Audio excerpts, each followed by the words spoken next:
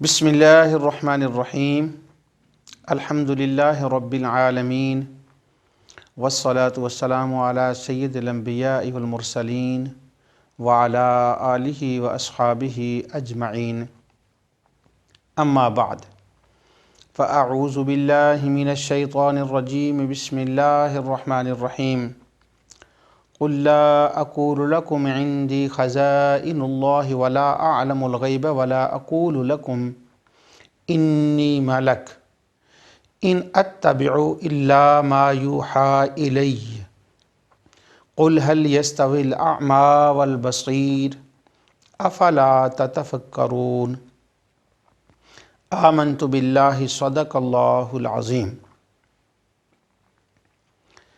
آپ کی خدمت میں پروگرام ازالہ شبہات کے ساتھ میں حاضر ہوں۔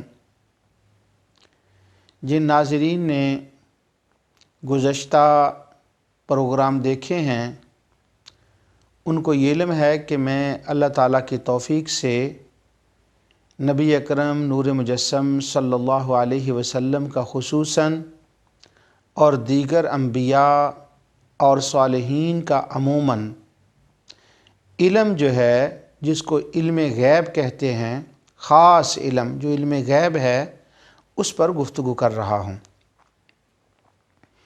اور پہلے میں جو اس کو شرک کہتے ہیں کہ علم غیب کی نسبت کسی کی طرف اللہ تعالیٰ کی ذات کے سوا کرنی، یہ شرک ہے، ان کی دلیل پہلے میں لاتا ہوں اور پھر اس آیہ کریمہ کو تلاوت کرتا ہوں، اور آدھی نہیں پوری آیت کو تلاوت کرنے کے بعد اس کی متعلقہ آیات جو ہیں ان کی تلاوت کرتا ہوں، اور پھر اصل مسئلے کی تہہ تک پہنچنے کی کوشش کرتا ہوں کہ جس سے یہ ثابت ہوتا ہے کہ اللہ تعالیٰ کا علم اس کی شان کے مطابق ہے اور مخلوق کا علم ان کی شان کے مطابق ہوتا ہے، اور وہ اللہ تعالیٰ کا عطیہ اور اللہ تعالیٰ کی رحمت ان پر ہوتی ہے جو علم کی صورت میں ان کو اللہ تعالیٰ عطا فرماتا ہے۔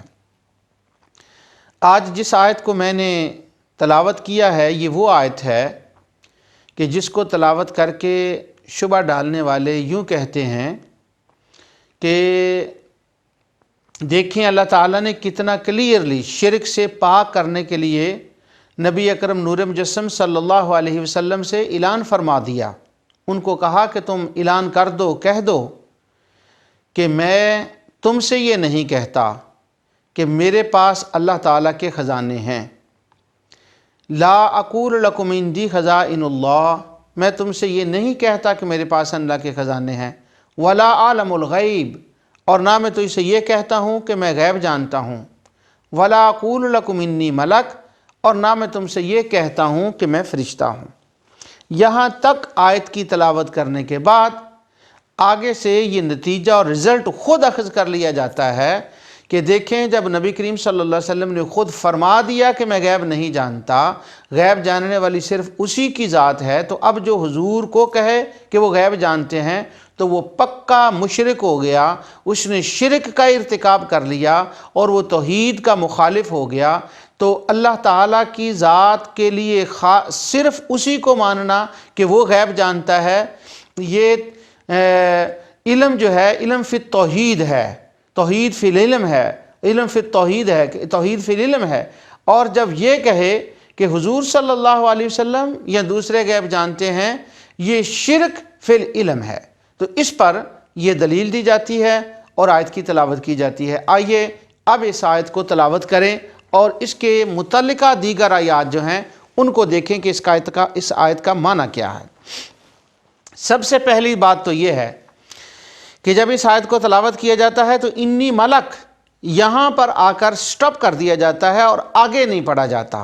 آج ہم اس آیت کو پوری تلاوت کریں گے اللہ تعالیٰ کی توفیق سے۔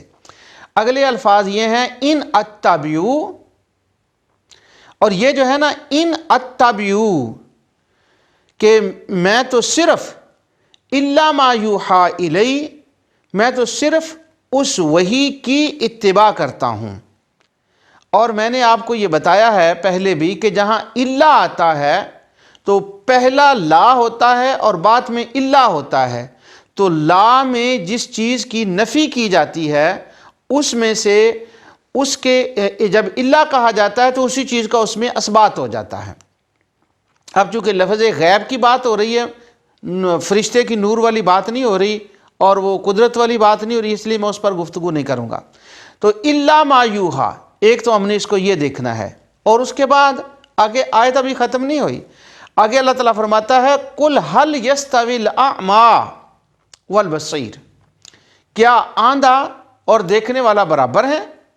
افلا تتفکرون، تم کیوں اس میں غور نہیں کرتے؟ یعنی اللہ تعالیٰ آیت کے دوسرے حصے میں یوں فرما رہا ہے کہ تم اس میں غور کیوں نہیں کرتے؟ یہ ایک سمندر ہے قرآن، اور اس سے گوہر تلاش کیوں نہیں کرتے؟ اس میں غور تو کریں، آیت کے پہلے حصے میں اور بعد والے حصے میں غور تو کریں کہ تمہیں مسئلہ سمجھ آ جائے۔ سب سے پہلے ہم اس بات سے یہ بات شروع کرتے ہیں کہ یہ جب قرآن کریم میں کل کا لفظ آتا ہے تو عموماً کسی نہ کسی سوال کا جواب ہوتا ہے، تو کوئی مسئلہ پوچھا گیا ہوتا ہے اور اللہ تعالیٰ کل کہہ کے حضور صلی اللہ علیہ وسلم کو وہ جواب عطا فرماتا ہے، اور نبی اکرم نور مجسم صلی اللہ علیہ وسلم اس جواب کو لوگوں تک پہنچاتے ہیں۔ اب یہاں سوال کیا تھا جس کے بارے میں کل کہا گیا؟ ایک تو خزائن اللہ، خزانوں کے بارے میں سوال تھا، جیسے میں نے کہا اس کا تعلق قدرت سے ہے، اس میں گفتگو نہیں کروں گا۔ اور دوسرا سوال تھا حضور نبی کریم صلی اللہ علیہ وسلم کے ملک ہونے کے بارے میں، فرشتہ ہونے کے بارے میں، کیونکہ وہ کہتے تھے ہمارے پاس فرشتہ رسول بن کر آنا چاہیے، یہ رسول نہیں ہو سکتا، یاکلون الطعام ویمشی فی الاسواق، یہ تو کھاتے پیتے ہیں، شادیاں کرتے ہیں، یہ کیسے ہو گیا؟ تو اس سوال کا جواب ہے، لیکن میں ان دونوں کی طرف نہیں جا رہا، صرف اسی کی طرف، ولا عالم الغیبہ، اس کی طرف۔ اس میں سوال یہ تھا کہ مشرکین مکہ رسول اللہ صلی اللہ علیہ وسلم کے پاس آتے، اور جب وہ آتے تو حضور صلی اللہ علیہ وسلم ان کو عالم بالا غیب کی خبریں بتاتے کہ ملائکہ اس طرح سے ہیں، جو ملائکہ غیب کی خبریں تھیں وہی خود غیب ہے، اس کا آگے جا کر میں بات کرتا ہوں۔ تو وہ آگے سے یہ کہتے کہ ہم جاتے ہیں یمن اور شام میں، ہم وہاں کاروبار کے لیے جاتے ہیں، تو آپ ہمیں بتائیں کہ ہم کوئی ایسی جنس یہاں سے چیزیں لے جائیں کہ جب ہم وہاں پہنچیں تو وہاں پہنچنے کے بعد وہ چیز جو ہے وہ ذرا مہنگے داموں بکے، اور وہاں وہ کون سی چیز ہے جس کو ہم وہاں سے خریدیں اور مکے میں لائیں تو یہاں مہنگے دام، ہمیں منڈیوں کا بھاؤ بتائیں، یمن کی منڈی کا بھاؤ کیا ہے اور شام کی منڈی کا بھاؤ کیا ہے۔ اللہ تعالیٰ نے اس کے جواب میں یہ ارشاد فرمایا کہ تو ان سے کہہ دے کہ ولا عالم الغیبہ، کہ میں غیب نہیں جانتا۔ معنی اس کا یہ تھا کہ میں اس لیے تو نہیں آیا کہ یہ تم مجھ سے پوچھ رہے ہو اور ان غیبوں کے بارے میں تجھے بتاؤں، اور تجھے میں کیوں بتاؤں، ان بارے میں تجھے میں کیوں بتاؤں۔ تو اس کے جواب میں یہ آیت نازل ہوئی۔ یہاں آگے بڑھنے سے پہلے میں آپ کو ایک دلچسپ بات سناؤں کہ اس آیت میں اللہ تعالیٰ نے فرمایا ہے ولا عالم الغیب، اور دوسری آیت میں فرمایا ہے وما کان اللہ لیطلعکم علی الغیب، کہ اللہ تعالیٰ اطلاع فرماتا ہے، علم غیب عطا فرماتا ہے رسولوں کو۔ ایک صاحب ہیں، وہ کمپیریٹیو ریلیجن کا دروازہ انہوں نے لگایا ہوا ہے سامنے، اور پیچھے یہ شرک کی مشین ہے، شرک کا اڈا پیچھے ہے۔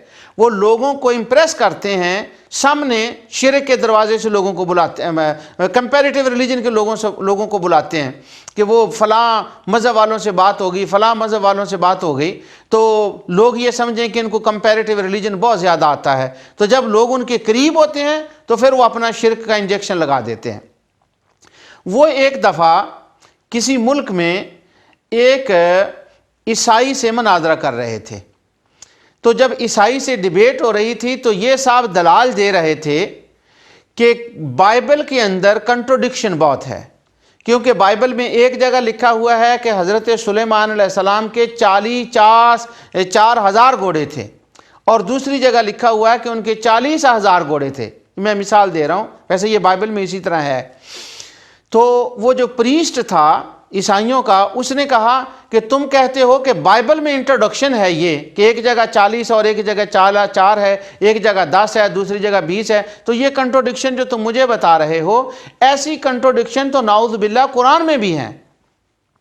تو وہ کہنے لگے قرآن میں تو ایسی کوئی کنٹروڈکشن نہیں۔ اللہ تعالیٰ تو فرماتا ہے افلا یتدبرون القرآن ولو کان من عند غیر اللہ لوجدوا فیہ اختلافا کثیرا، اگر قرآن اللہ کے سوا کسی اور کا کلام ہوتا تو اس میں کنٹروڈکشن، تضاد ہوتا، یہاں کچھ اور ہوتا، دوسری جگہ کچھ اور ہوتا، تو قرآن میں تو ایسا نہیں۔ اس نے قرآن کی یہی آیت پڑھی جو میں نے پڑھی ہے، وہ کہنے لگا دیکھیں، عیسائی پادری جو تھا وہ کہنے لگا دیکھیں اللہ تعالیٰ فرماتا ہے کہ حضور کو یوں کہہ دے ولا عالم الغیب، میں غیب نہیں جانتا، اور دوسری جگہ اللہ تعالیٰ فرما رہا ہے عالم الغیب فلا یظہر علی غیبہ احدا الا من ارتضی من رسول، کہ میں نے اپنے رسولوں کو پسندیدہ کو غیب دیا ہے، تو جب دیا ہے تو اللہ نے انکار کیوں کرایا؟ تو یہ تو کنٹروڈکشن ہوگی قرآن میں۔ اب یہ صاحب جو ساری عمر رسول اللہ صلی اللہ علیہ وسلم کے علم غیب ماننے کو شرک شرک شرک کہتے رہے، آج جب اس پادری نے سوال کیا تو اب وہاں سے سنیے وہ جواب کیا دیتے ہیں۔ وہ ان کو اس پادری کو جواب دینے لگے، کہنے لگے بات یہ ہے یہ قرآن میں تضاد نہیں ہے، یہ تمہاری سمجھ کا فرق ہے۔ یہ پادری کو کہا جا رہا ہے یہ تمہاری سمجھ کا فرق ہے، قرآن میں تضاد نہیں ہے۔ وہ کہنے لگا کیوں تضاد نہیں؟ وہ کہنے لگے یہ جو آیت 50 ہے نا سورۃ انعام کی، جس میں اللہ تعالیٰ فرماتا ہے ولا عالم الغیب، کہ ان کو کہہ دو میں غیب نہیں جانتا، اس آیت کا مطلب یہ ہے کہ تم یہ اعلان کر دو کہ میں اپنے آپ خود بخود اپنی ذاتی طاقت قوت سے غیب نہیں جانتا۔ اور جو سورہ جن میں اور آتا ہے نا سورہ النساء میں کہ میں ان کو اللہ تعالیٰ فرماتا ہے میں نے غیب دیا ہے، وہاں مراد یہ ہے کہ میں غیب جانتا ہوں مگر اس کے دینے سے جانتا ہوں۔ یہ آیت 50 سورۃ انعام میں جو نفی کی گئی ہے، جو انکار کرایا گیا ہے، یہ ذاتی کا ہے، اور جہاں اثبات کرایا گیا ہے کہ جانتے ہیں وہاں عطائی کا ہے۔ یہ بات ان کو 30 سال کے بعد جا کر ایک پریسٹ عیسائی کے سامنے سمجھ آئی۔ تو ہم یہ کہتے ہیں کہ اللہ تعالیٰ کی توفیق سے جب سے یہ قرآن نازل ہوا ہے ہمیں یہ بات پہلے دن سے پتا ہے کہ ولا عالم الغیب یہاں مراد ذاتی علم ہے اور وہاں مراد جو ہے وہ عطائی علم ہے۔ تو اس علم میں اس آیت میں کہا گیا کہ میں ذاتی طور پر نہیں جانتا، ہاں جانتا ہوں جب وہ عطا فرماتا ہے، اور یہی اہل سنت کا اور تمام مسلمانوں کا عقیدہ ہے۔ ایک بات تو یہ تھی کہ دوسرا اس کے شان نزول کی وجہ دوسری میں بتاؤں۔ اب انہوں نے یہ بات نہیں کی، اب میں اپنی طرف سے اس کا ایڈ کر رہا ہوں یہ بات کا۔ اب وہ اگلا میری بات ہے وہ یہ کہ اللہ تعالیٰ نے حضور صلی اللہ علیہ وسلم سے یہ بات کہلوائی کیوں کہ میں غیب نہیں جانتا؟ اس کی کیا وجہ تھی؟ کیا اس کی ضرورت پیش آئی؟ ایک تو وہ بات ہوگی کہ یہ ذاتی تھا کہ میں ذاتی طور پہ نہیں جانتا، پر ذات کی بھی نفی کیوں کرائی؟ آخر اس کی بھی تو وجہ کوئی ہوگی نا۔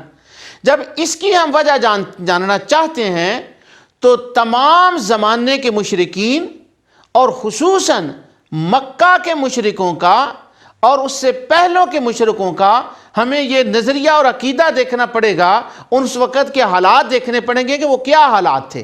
ان میں سے صرف میں آپ کو ٹچ دیتا ہوں 2 باتوں کا۔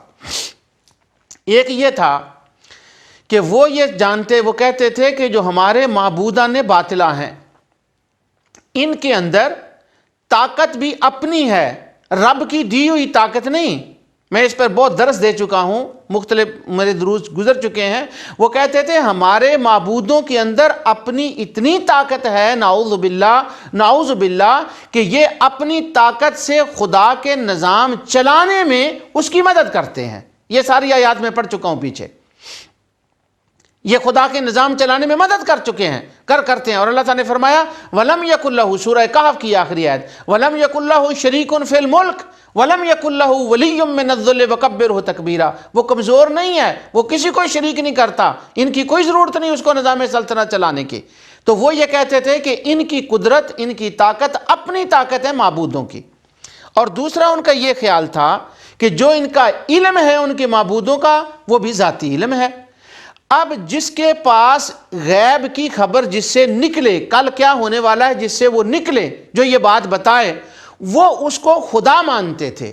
اور پچھلی بار بھی میں نے علامہ ابن کثیر کا یہ ریفرنس آپ کو دیا تھا کہ سورہ زخرف کی وَلَمَّا ضُرِبَ ابْنُ مَرْيَمَ مَثَلًا إِذَا قَوْمُكَ مِنْهُ يَصِدُّونَ، اس آیت کی تفسیر میں علامہ ابن کثیر نے لکھا ہے کہ وہ مشرک کہتے تھے کہ آج محمد صلی اللہ علیہ وسلم کہہ رہا ہے کہ میں نبی ہوں، کل کو یہ خدائی کا دعویٰ کرے گا کیونکہ یہ چاہتا ہے کہ میری اسی طرح عبادت کی جائے جس طرح نصارہ عیسیٰ علیہ السلام کی یثرب میں عبادت کرتے ہیں، شام میں عبادت کرتے ہیں۔ یہ خدائی کا مدعی ہے، نعوذ باللہ من ذالک۔ یہاں دو باتیں آپ سمجھ لیں، ایک تو اپنے معبودوں میں وہ یہ سمجھتے تھے کہ ان کی طاقت ذاتی ہے، اور دوسرا طاقت ذاتی ہے، ان کا علم ذاتی ہے، اور جس کے پاس طاقت کا اظہار ہو اور جس کے پاس علم کا اظہار ہو وہ سمجھتے تھے یہ معبود ہے۔ تو نبی اکرم نور مجسم صلی اللہ علیہ وسلم کو اللہ تعالیٰ نے فرمایا کہ تو یہ اعلان فرما دے کہ نہ طاقت میری ذاتی ہے نہ علم میرا ذاتی ہے، بلکہ میں تو اس پروردگار کا وحی کا انتظار کرتا ہوں، جو وہ فرماتا ہے وہ میں کہتا ہوں۔ اور یہ جو تم کہہ رہے ہو کہ میرا کوئی معبود بننے کا پروگرام ہے، ظالموں ایسی کوئی بات نہیں۔ اللہ نے کہلوا دیا وَلَا عَالَمُ الْغَيْبِ وَلَا أَقُولُ لَكُمْ إِنِّي مَلَكٌ، جن باتوں کو تم سوچ رہے ہو وہ میرے پروگرام میں شامل نہیں ہے۔ اب یہ جو باتیں میں نے کی ان کا ریفرنس دے دوں، کوئی کہے کہ یہ بات کہاں سے نکال لی کہ وہ کہتے تھے کہ ذاتی طور پر ہم مانتے ہیں، اس کی آیات میں پڑھ چکا ہوں، صرف 2 آیتوں کی میں تلاوت کرتا ہوں۔ سورہ ہود کی آیت نمبر 54، حضرت ہود علیہ السلام کو وہاں ان کے زمانے کے مشرک کہتے ہیں اِن نَقُولُ إِلَّا اعْتَرَاكَ بَعْضُ آلِهَتِنَا بِسُوءٍ، یہ جو ہمیں تو تبلیغ کرتا ہے، ہم یہ سمجھتے ہیں کہ ہمارے معبودوں میں سے کسی نے تجھے پاگل کر دیا ہے۔ اگر وہ اپنے معبودوں کی طاقت نہیں سمجھتے تھے تو انہوں نے ہود علیہ السلام کو یوں کیوں کہا کہ انہوں نے پاگل کر دیا ہے، نعوذ باللہ۔ دوسرا یہ تھا کہ اللہ، یہ سورت سبا 34 آیت 14 ہے، اللہ کانوا یعلمون الغیب ما لبثوا فی العذاب المہین۔ چونکہ اس پر بات ہو چکی ہے اس لیے میں اس پر زیادہ زور نہیں دیتا، پچھلے درس میں بات ہو چکی ہے۔ وہ کہتے تھے جن غیب جانتے ہیں خود بخود اپنی طرف سے۔ اللہ تعالیٰ نے فرمایا اللہ کانوا یعلمون الغیب ما لبثوا فی العذاب المہین، جن کو تم کہتے ہو کہ یہ خود بخود غیب جانتے ہیں، اگر یہ غیب جانتے ہوتے تو سیدنا سلیمان علیہ کی وفات کا ان کو پتہ نہ چل جاتا۔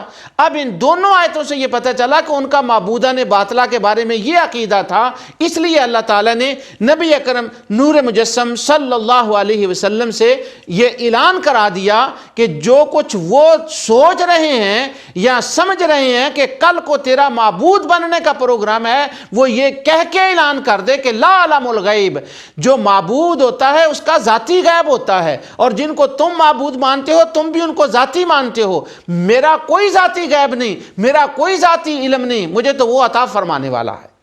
یہ کہاں بات آ گئی؟ اب جیسے میں نے یہ کہا تھا کہ آیت کو پورا پڑھنا چاہیے، ایک وجہ میں نے آپ کو بتا دی اس کی کہ حضور صلی اللہ علیہ وسلم سے کیوں کہلوایا گیا، اور آگے دیکھیں اللہ تعالیٰ فرماتا ہے ان اتبع الا ما یوحى الی، میں تو صرف اس کی پیروی کرتا ہوں جو میری طرف وحی آتی ہے۔ اب پھر وہی بات آ گئی کہ پہلے تو کہا جا رہا ہے کہ میں غیب نہیں جانتا، اور پھر کہا جا رہا ہے کہ میں اس وحی کی اتباع کرتا ہوں۔ اب وحی کیا ہے؟ وحی کو وہ چیز ہے جو نظر آ جاتی ہے، وہی وہ چیز ہے جو سنی جاتی ہے، عام انسان سن سکتے ہیں اس کو، وہی وہ چیز ہے جو دیکھی جاتی ہے، جو ٹچ کی جاتی ہے، جو اس کو سونگا جاتا ہے۔ حواس خمسہ تھے تو وہی کا پتہ نہیں چلتا۔ وہی خود علم غیب ہے۔ کیوں؟ جب جبرائیل آتے ہیں تو وہ غیب ہے، وہ وہی نازل کرتے ہیں تو وہ غیب ہے، وہ وہی خود غیب ہے۔ پہلے کہا کہ مجھے غیب میں نہیں جانتا، پھر کہا ان اتبع الا ما یوحى۔ میں ہمیشہ آپ کو بتاتا ہوں ناظرین کہ جب قرآن پڑھیں تو اللہ کو ساتھ ضرور پڑھا کریں۔ کہا ہاں غیب میں خود نہیں جانتا، اب لا محالہ خود والا اس کا بالذات کا معنی بنے گا، تو الا ما یوحى، مگر جو وہی کی جاتی ہے۔ وہی کیا ہے؟ بس وہی تو وہی غیب ہی تو وہی ہے۔ کس طرح سے وہی غیب ہے؟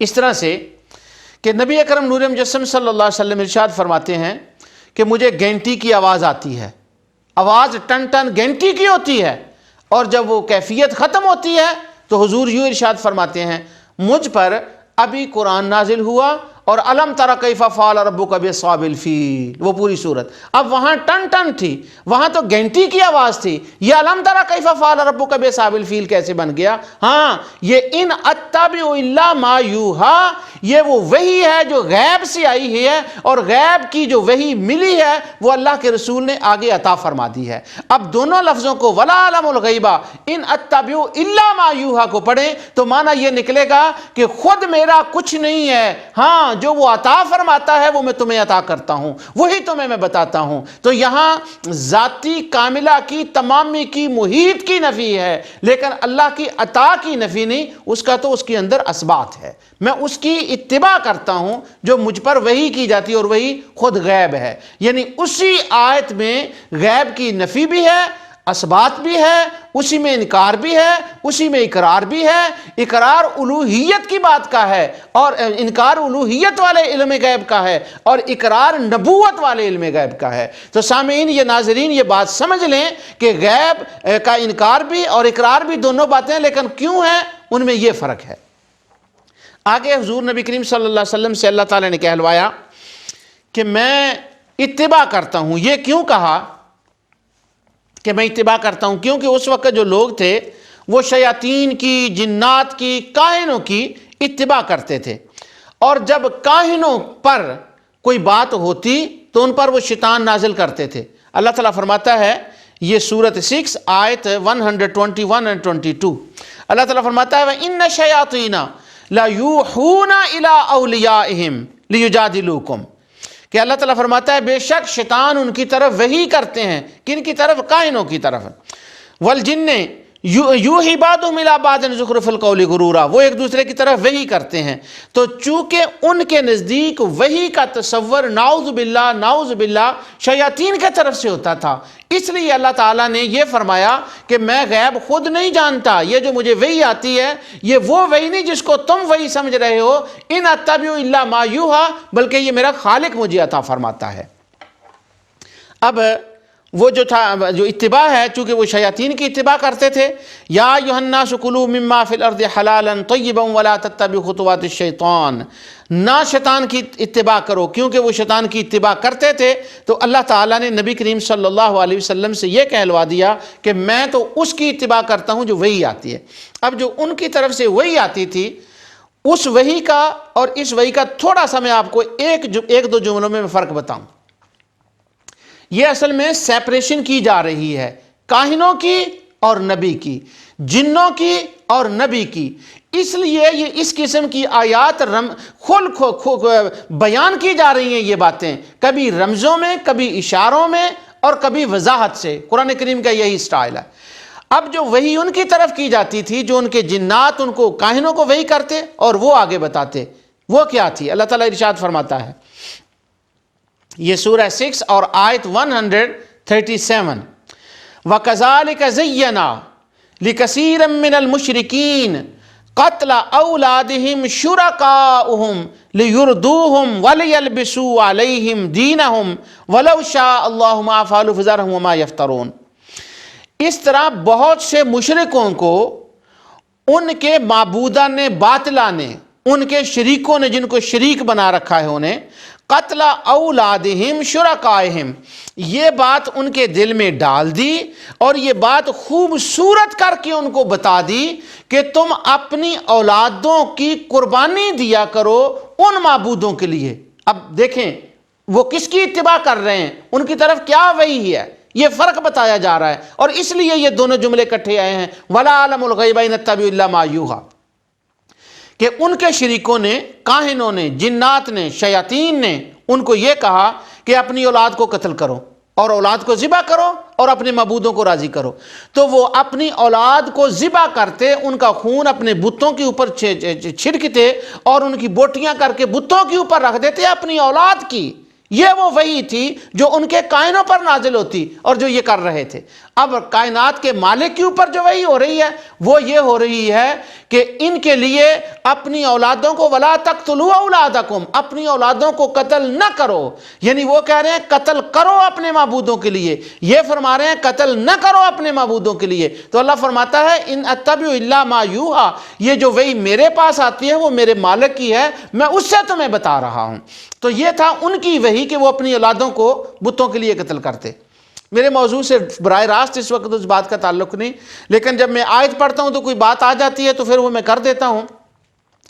میں نے اس پر کافی درس دیے ہیں پیچھے کہ مشرکین مکہ اپنے معبودان باطلہ کو اللہ تعالیٰ کی ذات سے زیادہ درجہ دیتے تھے۔ اب یہ آیت بھی اس بات کی طرف اشارہ کر رہی ہے۔ کیوں؟ پورے قرآن میں، پوری عربوں کی تاریخ میں یہ کہیں آپ کو نہیں ملے گا کہ انہوں نے اللہ تعالیٰ کی ذات کے لیے اپنے بیٹوں کو ذبح کیا ہو اور ان کا خون جو ہے وہ کعبے کے اوپر چھڑکا ہو کہ یہ اللہ تعالیٰ کے لیے ہے۔ انہوں نے یہ کام اولاد کی قربانی جو جان سے انسان کو پیاری ہوتی ہے اس کی قربانی جب کرتے تھے تو وہ اپنے معبودوں کے لیے کرتے تھے، یہ کام اللہ رب العزت کے لیے نہیں کرتے تھے۔ معلوم ہوا کہ ان کے نزدیک اپنے معبودوں کا درجہ اللہ تعالیٰ کی ذات سے زیادہ بڑا تھا۔ اچھا، تو جہاں تک اتباع کا تعلق ہے وہ ان کی اتباع کر رہے تھے۔ اور یہاں صرف میں اتنی بات بتا دوں کہ اتباع جو ہے وہ مسلمانوں کی، انبیاء کی تو بہرحال جائز ہے، اس میں تو کوئی اختلاف نہیں ہے۔ اگلا جو لفظ میں نے آپ کو کہا تھا، جیسے ابتدا میں نے کہا کہ ہم انشاءاللہ پوری جو ہے وہ آیت پڑھیں گے۔ اب اگلی جو الفاظ ہیں ان پر ہم چلتے ہیں۔ یہ تو بات کلیئر ہو گئی کہ وحی بھی غیب ہے، اور وہ وحی کے نتائج رسول اللہ صلی اللہ علیہ وسلم جو ارشاد فرماتے ہیں وہ بلائی کی صورت میں ہیں، اور وہ جو کہتے تھے جو ان کے شیطانوں کی وحی تھی وہ بھی اس کو غیب کہتے تھے، اس لیے یہ فرق کیا گیا اس کو۔ آگے اللہ تعالیٰ فرماتا ہے قُلْ هَلْ يَسْتَوِي الْأَعْمَى وَالْبَصِيرُ، یہ دو لفظ آگے ہیں، اعمیٰ اور بصیر۔ اب یہ جو اعمیٰ لفظ ہے اس کا مطلب ہوتا ہے آندھا، جو کچھ نہ دیکھ سکے، اور بصیر کا مطلب ہے جو کچھ دیکھ سکے۔ وہی آیت جو آیت ہے 50 سورۃ انعام کی، وہی آیت میں پڑھ رہا ہوں، لیکن بس اتنا فرق ہے کہ پوری پڑھ رہا ہوں۔ اب خوارج جب اس آیت کی تلاوت کرتے ہیں تو یہاں آ کر رک جاتے ہیں۔ قُلْ لَا أَقُولُ لَكُمْ عِنْدِي خَزَائِنُ اللَّهِ وَلَا أَعْلَمُ الْغَيْبَ وَلَا أَقُولُ لَكُمْ إِنِّي مَلَكٌ، کہہ دو میں غیب نہیں جانتا، میرے پاس اللہ کے خزانے نہیں، میں فرشتہ نہیں۔ یہاں رک جاتے ہیں۔ اب نہ وہ ان اتبع الا ما یوحى پڑھتے ہیں اور نہ آگے قُلْ هَلْ يَسْتَوِي الْأَعْمَى وَالْبَصِيرُ پڑھتے ہیں، اگلے جملے نہیں پڑھتے۔ وہ آندھے ہیں، کیا آندھا اور دیکھنے والا برابر ہو سکتے ہیں؟ اب آندھا اور دیکھنے والے میں دو فرق ہیں، یہ دیکھیں فرق کیا ہے۔ ایک تو چھوٹے درجے کا فرق ہے اور دوسرا بڑے درجے کا فرق ہے۔ ایک عوامی فرق ہے اور ایک انبیاء کا فرق ہے۔ اب دونوں اللہ تعالیٰ کی توفیق سے میں آپ کے سامنے رکھتا ہوں۔ جب عوامی بات آتی ہے تو وہ چھوٹی چیزیں دیکھنا وہ دیکھتے ہیں، یہ بصیرت ہے۔ مثلا ایک آندھا آدمی ہو، وہ یہ سامنے میرے کیمرہ پڑا ہوا ہے، وہ کیمرے کو نہیں دیکھ سکے گا، میں اس کا کروڑ شکر ادا کرتا ہوں کہ اس نے مجھے آنکھیں عطا فرمائی، یا اللہ تیرا شکر ہے۔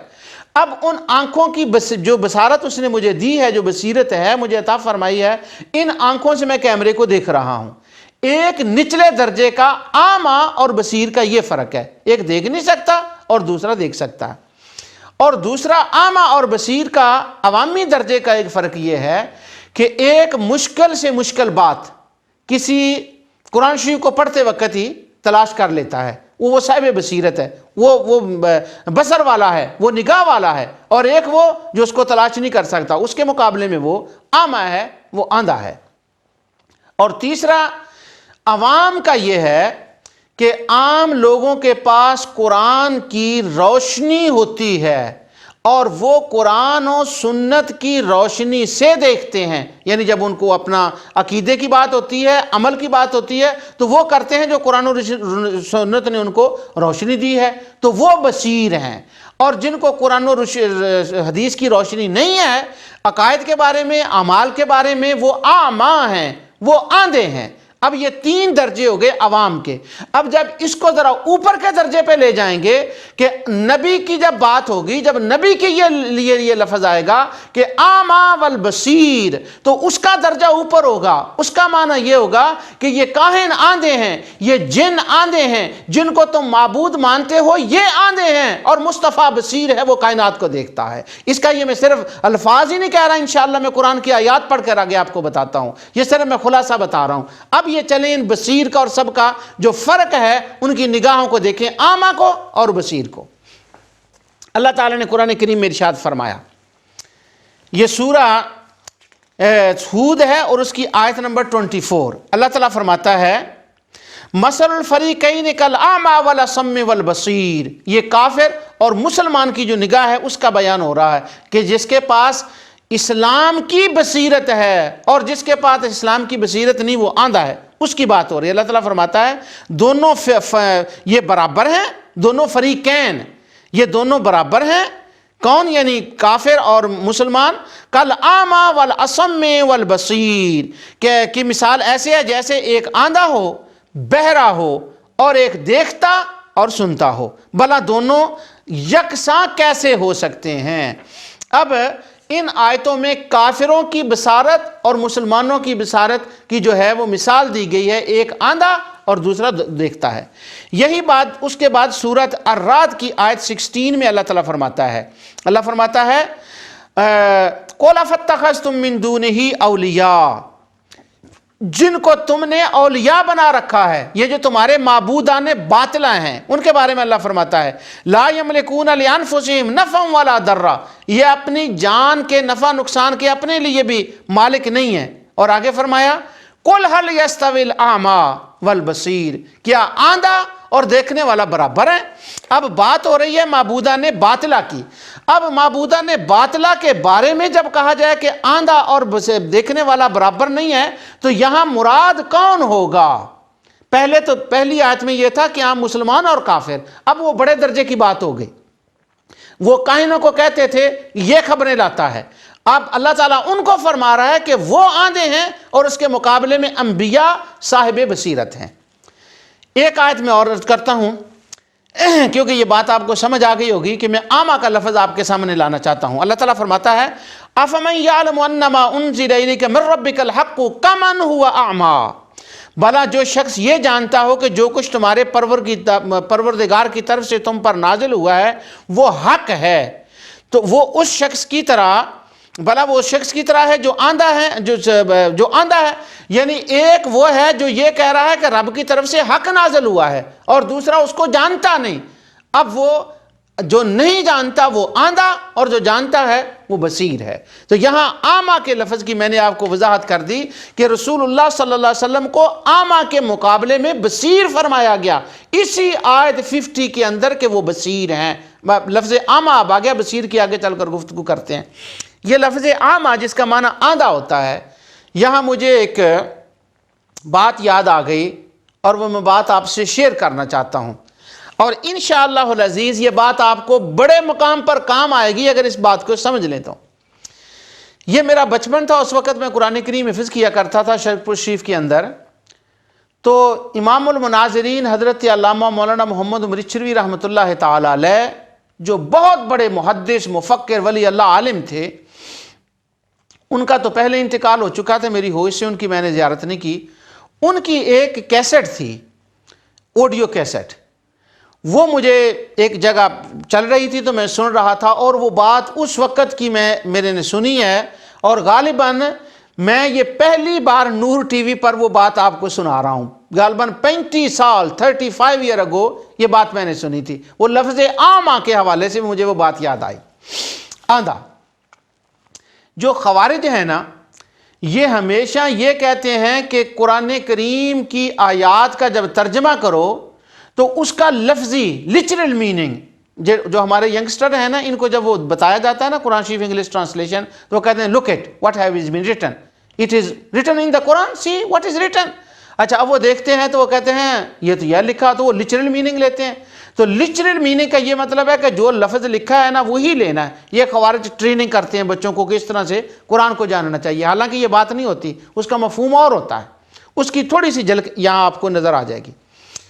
تو مولانا محمد مرچھروی رحمۃ اللہ تعالی علیہ فرماتے ہیں کہ انہوں نے یہ بات سنائی، وہ کہنے لگے میں حج کے لیے گیا، حاضر ہوا حرمین شریفین کی حاضری کے لیے، تو وہاں ایک سعودی عرب کے عالم تھے، وہ نبینا تھے، اب ان کا انتقال ہو گیا، بعد میں وہ بہت بڑے اہم عہدے پر وہ رہے ہیں۔ ان عالم کا انہوں نے نام لیا۔ جب میں یہ بات کر رہا ہوں تو اکثر ناظرین جو جانتے ہیں وہ سمجھ گئے ہوں گے کہ وہ کس عالم کی بات کر رہے ہیں۔ تو وہ نبینے تھے، تو ان سے مولانا محمد مرچھروی رحمۃ اللہ تعالی علیہ فرماتے ہیں میری مسائل میں گفتگو ہوئی۔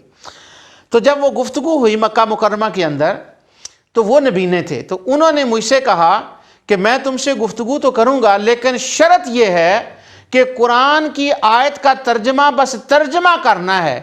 یہ جو تم پاکستانی کرتے ہو نا کہ قرآن کی آیت کا ترجمہ کرتے ہو اور ساتھ یعنی لگاتے ہو کہ یعنی اس کا معنی ہے، یعنی نہیں لگانا، بس جو لٹرل میننگ ہے جو نیچے لکھا ہے انہی الفاظ کو لینا ہے، اس کا مطلب بیان یعنی کر کے مطلب نہیں بیان کرنا۔ تو حضرت مولانا محمد مرچھروی رحمۃ اللہ تعالی علیہ فرمانے لگے ہاں مجھے یہ تمہاری شرط قبول ہے، میں بات کرتا ہوں، لیکن ایک میری شرط ہے، یہ تمہاری شرط میں نے مان لی، تو دونوں طرف سے شرائط طے ہوتی ہیں نا۔ میری شرط یہ ہے کہ جب گفتگو کریں گے تو اس کی ابتدا میں کروں گا۔ وہ کہنے لگے اس میں ہمیں کوئی اعتراض نہیں۔ تو جب ابتدا ہونے لگی تو مناظر اعظم رحمۃ اللہ تعالی علیہ نے قرآن کی یہ آیت تلاوت کی جو سورہ بنی اسرائیل کی آیت 72 ہے۔ آپ فرمانے قرآن کی یہ تلاوت، اللہ تعالیٰ فرماتا ہے وَمَنْ كَانَ فِي هَذِهِ الْأَعْمَى فَهُوَ فِي الْآخِرَةِ أَعْمَى، جو آدمی اس دنیا میں آندھا ہے وہ آخرت میں بھی آندھا ہوگا۔ تو وہ جو صاحب تھے، وہ عالم جو تھے سعودی عرب کے، چونکہ وہ نبینے تھے، وہ کہنے لگے نہیں اس آیت کا یعنی مطلب یہ ہے کہ جو ہدایت، وہ مولانا منور صاحب کا فرمانے لگے یہ جو تم نے کہا ہے یعنی وہ ہدایت سے دور ہے، یہ آندھا، یعنی تو ہم نے لگانی نہیں، ہم نے تو لفظی ترجمہ کرنا ہے۔ اب پھر وہ آپ نے تلاوت فرمائی وَمَنْ كَانَ فِي هَذِهِ الْأَعْمَى فَهُوَ فِي الْآخِرَةِ أَعْمَى، جو ادھر آندھا ہوگا ادھر بھی وہ آندھا ہوگا۔ وہ کہنے لگا نہیں اس کا مطلب ہے کہ نہیں یعنی، ان کا یعنی تو لگانی نہیں۔ اب ان کے بارے میں فرمانے لگے جب میں نے یہ بات کی تو اس کے بعد ان کو کچھ سمجھ آنے لگی کہ قرآن کے لٹرل لفظی میننگ ہی نہیں ہوتے، ان کی منشا مراد کچھ اور ہوتی ہے۔ تو اللہ تعالیٰ نے کاہنوں کو اعمیٰ فرمایا، آندھے ہیں، اور رسول اللہ صلی اللہ علیہ وسلم کو بصیر فرمایا۔ اب وہ بات میں پھر تھوڑی سی پیچھے سے آپ کو یاد کرا دوں کہ بات یہ تھی کہ سورت انعام کی آیت 50 کے اندر اللہ تعالیٰ فرماتا ہے کہ تم یہ اعلان کرو وَلَا أَعْلَمُ الْغَيْبَ، میں غیب نہیں جانتا، إِنْ أَتَّبِعُ إِلَّا مَا يُوحَىٰ، میں تو وحی کی پیروی کرتا ہوں۔ اور اس کے بعد فرمایا قُلْ هَلْ يَسْتَوِي الْأَعْمَىٰ وَالْبَصِيرُ، کیا آندھا اور دیکھنے والا برابر ہو سکتے ہیں؟ اب یہ تھی اعمیٰ کی بات۔ اب جو لفظ بصیر ہے اس کے اندر پورا علم مصطفیٰ ہے، اس کے اندر پورا علم غیب ہے، اور وہ اللہ تعالیٰ نے اس کو بیان فرمایا۔ تو جب پہلا عالم الغیب ہے وہاں ذات کی نفی تھی کہ اپنے آپ نہیں پتا، اور جب بصیر کی بات آئی تو فرمایا ہاں میں اس غیب کو دیکھتا ہوں، جانتا ہوں جو مجھے دکھانے والے نے دکھا دیا ہے۔ اب لفظ بصیر کے اوپر چلتے ہیں جو اس کا دوسرا لفظ ہے۔ اب اللہ تعالیٰ نے ارشاد فرمایا، پہلا بصیر جیسے میں نے کہا تھا عوام کے لیے، اللہ تعالیٰ فرماتا ہے سورہ دہر آیت 2 اِنَّا خَلَقْنَا الْإِنسَانَ مِن نُطْفَةٍ أَمْشَاجٍ نَبْتَلِيهِ فَجَعَلْنَاهُ سَمِيعًا بَصِيرًا۔ اب یہ نچلے درجے کی بصارت کی پہلے بات ہو رہی ہے۔ ہم نے انسان کو نطفہ مخلوط سے پیدا کیا تاکہ ہم اسے آزمائیں، ہم نے فَجَعَلْنَاهُ سَمِيعًا بَصِيرًا، ہم نے اس کو دیکھتا اور سنتا بنایا۔ یہ عام درجے کی جو تھی یہ بصارت تھی۔ اس کے آگے اور بھی آیات ہیں لیکن میں ٹائم کی قلت کی وجہ سے ان کو چھوڑ رہا ہوں۔ یہ ایک بصیرت کا پہلا درجہ ہو گیا، عام دیکھنا، اللہ تعالیٰ نے یہ دیا ہے ہر ایک کو۔ اب بصیرت کا عام انسانوں کا ایک دوسرا درجہ دیکھیں، اور لفظ بصیر پر میں گفتگو کر رہا ہوں۔ یہ بڑھتا ہے، نیچے ہوتا ہے پھر اس سے بڑھتا ہے انسانوں کی شان کے مطابق، اور انبیاء کی یہ بصارت بڑھتی ہے انبیاء کی شان کے مطابق۔ جب عام بصیرت والوں کی بصیرت بڑھے تو وہ بھی کیا ہوتی ہے، ابھی میں اس کا بیان کرتا ہوں، میں آیت پڑھ کر اس کا ترجمہ کر دیتا ہوں۔ اللہ تعالیٰ نے سورہ قاف اور آیت نمبر 22 اللہ رب العزت ارشاد فرماتا ہے، یہ جب آپ ان تمام آیات کو پڑھیں پیچھے سے، مثلا آیت آپ 20 سے شروع کر لیں، 15 19 سے شروع کر لیں، یہ 20 تک پہنچیں تو یہ پیچھے سے موت کی ذکر آ رہا ہے، سکرات الموت کا۔ اب موت کا ذکر کرنے کے بعد جب موت کا وقت ہوتا ہے تو اس کے متعلق اللہ رب العزت ارشاد فرماتا ہے، عام بندوں کی بات ہو رہی، نبی کی نہیں، بصیرت کی، لَقَدْ كُنْتَ فِي غَفْلَةٍ مِّنْ هَٰذَا، یہ وہ دن ہے کہ جس سے تو غافل تھا۔ کون سا دن؟ موت کے آنے کا دن، پیچھے سے سکرات الموت کا وہ ساری بات آ رہی ہے۔ یہ وہ دن ہے جس سے دن سے تو غافل تھا۔ فَكَشَفْنَا عَنْكَ غِطَاءَكَ فَبَصَرُكَ الْيَوْمَ حَدِيدٌ، اللہ اکبر۔ اب ہم نے تجھ پر سے وہ پردہ اٹھا دیا، تیری نگاہ سے پردہ اٹھا دیا ہے، اور آج تیری نگاہ تیز ہے۔ اب وہ جب وہ پردہ اٹھا نگاہ سے تو کیا ہوا؟ اس پردے کے نتیجے میں کیا ہوا؟ اس پردے کے نتیجے میں یہ ہوا کہ آج تک وہ فرشتوں کا نام سنتا تھا، ملک الموت کا نام سنتا تھا، مگر یہ بصیرت نہیں تھی کہ آج اس کو دیکھے۔ مگر اللہ تعالیٰ فرماتا ہے آج تیری نظر کی کوئی حد نہیں، اب وہ جو دنیا والا دیکھنے کی عینک کا شیشہ تھا وہ پیچھے کر دیا اور بڑی عینک کا شیشہ لگا دیا، آج تیری نظر تیز ہو گئی، اب وہ غیب کو دیکھنے لگا، کیونکہ ملائکہ غیب ہیں، تو موت کے وقت اس کی بصیرت بڑھی اور وہ غیب کو دیکھنے لگا۔ یعنی پہلے عام دیکھتا تھا، اب وہ خاص بصیرت آ گئی کہ وہ غیب کو دیکھنے لگا۔ اب اس کے بعد ایک اور آیت سن لیں، پھر میں اس کا نتیجہ آپ کے سامنے عرض کرتا ہوں۔ یہ سورہ واقعہ ہے، اور سورہ واقعہ کی آیت 83 سے لے کر 87 تک میں آیات کی تلاوت کر رہا ہوں۔ اللہ تعالیٰ فرماتا ہے فَلَوْلَا إِذَا بَلَغَتِ الْحُلْقُومَ، جب روح گلے میں آ پہنچتی ہے، موت کے وقت کا بیان، جب وہ روح گلے کے میں آ پہنچتی ہے، یہاں آ جاتی ہے، روح آ جاتی ہے، وَأَنْتُمْ حِينَئِذٍ تَنْظُرُونَ، اور تم اس وقت کی حالت کو دیکھا کرتے ہو۔ یہ عام لوگوں کے لیے ہے کہ وہ جب بندہ آخری حالت میں ہوتا تو لوگ اس کو دیکھتے ہیں، یہ عام کا تھا۔ اور آگے فرمایا وَنَحْنُ أَقْرَبُ إِلَيْهِ مِنْكُمْ وَلَٰكِن لَّا تُبْصِرُونَ، ہم اس وقت تمہارے قریب ہوتے ہیں مگر تم دیکھ نہیں سکتے۔ اب دو بندوں کا فرق پڑ گیا، ایک ہے مرنے والا اور کچھ ہیں پاس بیٹھنے والے۔ اب جو مرنے والا ہے اس کے لیے کہا کہ ہم نے اس کی بصارت تیز کر دی، اس کی بصیرت بڑھ گئی، وہ غیب کو دیکھنے لگا، اور یہ جو تھا، یہ جو پاس بیٹھے ہوئے کہا وَنَحْنُ أَقْرَبُ إِلَيْهِ مِنْكُمْ، ہاں ہم ہیں تو تمہارے قریب، وَلَٰكِن لَّا تُبْصِرُونَ، مگر تم دیکھ نہیں سکتے۔ اب دونوں کی بصارت کا فرق محسوس ہو گیا کہ یہ دونوں کی دیکھنے میں کتنا فرق ہے۔ یہاں آگے بڑھنے سے پہلے جیسے میں نے آپ سے کہا تھا کہ کبھی کبھی وہ کوئی بات آ جائے تو آؤٹ آف موضوع بھی ہو، میں تمہیں بات کر دیتا ہوں۔ عام طور پر جب وسیلے کی بات ہوتی ہے نا تو ہمارے دوست جو ہیں وہ آیت پڑھتے ہیں وَنَحْنُ أَقْرَبُ إِلَيْهِ مِنْ حَبْلِ الْوَرِيدِ، اللہ تعالیٰ فرماتا ہے ہم تمہاری شاہراہ کے قریب ہیں۔ تو جب وہ شاہراہ کے قریب ہے تو تمہیں وسیلہ ڈھونڈنے کی کیا ضرورت ہے؟ وسیلے کے ٹاپک پر انشاءاللہ اللہ نے چاہا تو اس کی توفیق سے مفصل میں گفتگو کروں گا آیات قرآنیہ سے، مگر آج وہ بات نہیں میں کر رہا، صرف ایک میں ٹچ دینا چاہتا ہوں آپ کو کہ وہ کہتے ہیں نحن اقرب، ہم قریب ہیں۔ تو نحن اقرب سے قریب ہونے کا معنی کیا ہے؟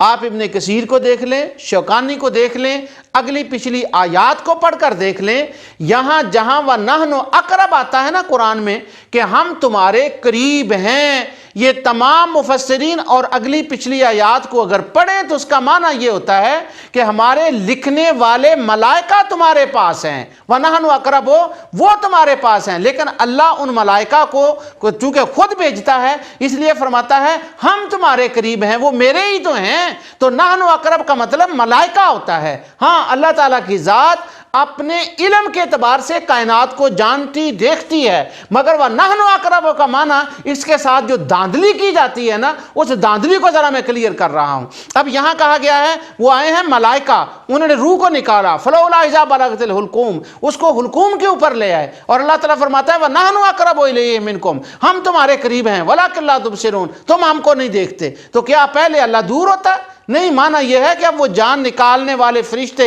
جو خاص قسم کے فرشتے ہیں وہ تمہارے پاس ہیں اور تم ان کو نہیں دیکھتے، اور چونکہ ہمارے بھیجے ہوئے ہیں وہ ہم ہی ہیں، یہ مجازاً ان کو کہا گیا ہے۔ اللہ اکبر۔ تو بصیرت کی، اب انبیاء علیہ السلام کی بصیرت، یہ بات آپ کو سمجھ آ گئی کہ بصیرت انبیاء علیہ السلام کی جو ہے وہ اس کا بیان ہو رہا ہے۔ آگے اللہ تعالیٰ فرماتا ہے سورہ یوسف آیت نمبر 108، اللہ تعالیٰ فرماتا ہے فرما دیجئے کہ قُلْ هَذِهِ سَبِيلِي أَدْعُو إِلَى اللَّهِ عَلَىٰ بَصِيرَةٍ، میں تمہیں اللہ کی طرف، تعالیٰ کی طرف بلاتا ہوں اور میں بصیرت پر ہوں۔ اب نبی کریم صلی اللہ علیہ وسلم کو فرمایا کہ میں، اب حضور کا ذکر آ گیا کہ بصیرت پر ہوں میں، یعنی ہدایت، اس سے مراد ہدایت کی بصیرت ہے۔ اب دوسری بصیرتیں بھی آگے آ رہی ہیں۔ پھر میں یہ آپ کو بتا دوں کہ یہ آیت 50 جس میں ولا عالم الغیب ہے، اسی کے دوسرے حصے کے لفظ کے ساتھ مطابقت والی یہ تمام آیات قرآن میں موجود ہیں، مگر ولا اقول لکم انی ملک پر بس کر کے ایسا وہ سٹاپ کرتے ہیں کہ جیسے آگے قرآن کی آیت ہی نہیں، یا صرف قرآن کے اندر یہی ہی ایک آیت نازل ہوئی ہے اور کوئی آیت ہی نہیں ہے۔ جیسے اللہ تعالیٰ فرماتا ہے وَاذْكُرْ عبادنا ابراہیم و اسحاق و یعقوب اولی الایدی والابصار، سورہ صاد آیت 45 سے لے کر 47 تک، کہ ہمارے بندوں میں سے جو ہمارے بندے ہیں ابراہیم، اسحاق و یعقوب، ان کا ذکر کریں، لوگوں کو بتائیں ان کے بارے میں۔ تو کیا بتائیں؟ اولی الایدی والابصار، وہ قوت والے بھی تھے اور وہ بصارت والے بھی تھے، ان کو ہم نے قوت بھی دی تھی، ان کو ہم نے بصیرت بھی تھی۔ تمام مفسرین اس پر متفق ہیں کہ یہاں اولی الایدی کا مطلب کہ ہم نے ان کو ہاتھ دیے تھے۔ اب ہاتھوں سے مطلب یہ ہاتھ تو نہیں ہے نا، وہی ومن کان فی ھذہ الاعمی والی بات آ گئی، یہ ہاتھ تو نہیں ہے، یہ تو ہر ایک کو اللہ نے دیے ہیں۔ تو یہاں تو ابراہیم، اسحاق اور یعقوب کا ذکر ہے کہ ہم نے ان کو ہاتھ دیے، وہ ہاتھوں والے تھے۔ تو اس میں ان کی کیا خصوصیت ہے؟